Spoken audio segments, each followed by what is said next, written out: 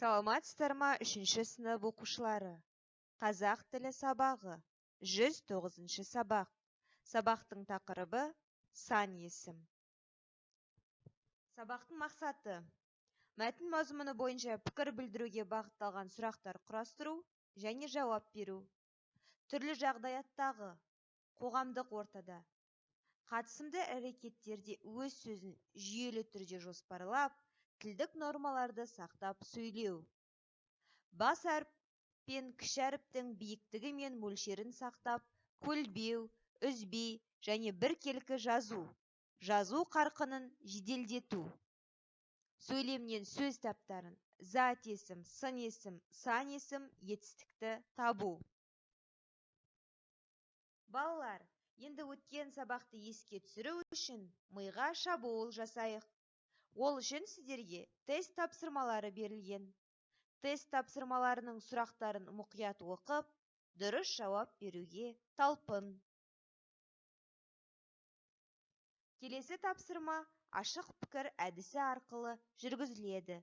Оқулықтарыңыздағы 26-шы жаттығуда сіздерге түлкі мен түйе ертегісі берілген.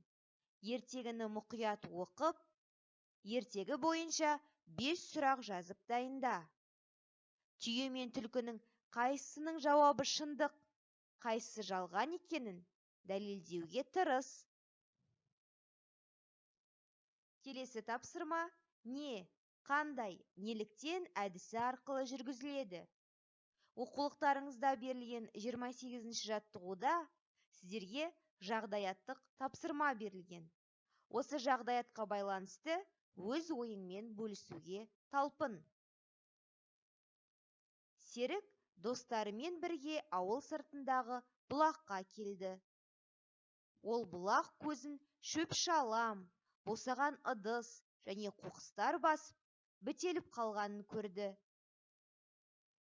Осы жағдаят бойынша берілген сұрақтарға өз ойыңды айт. Балалардың әрекеті қандай болмақ?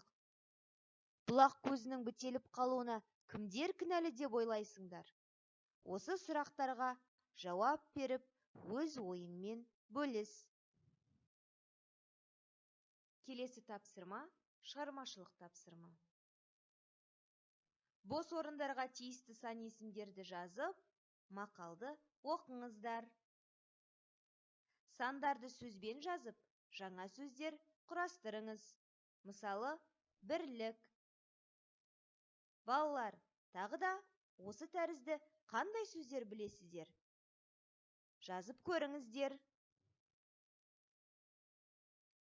Енді балалар, сабағымызды 3 азайту 2 азайту 1 әдісі арқылы қорытындылайық.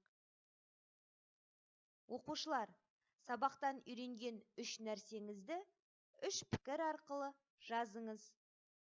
2 идея арқылы сабақтағы ең басты 2 жайтты қайталап есіңізге түсіріңіз.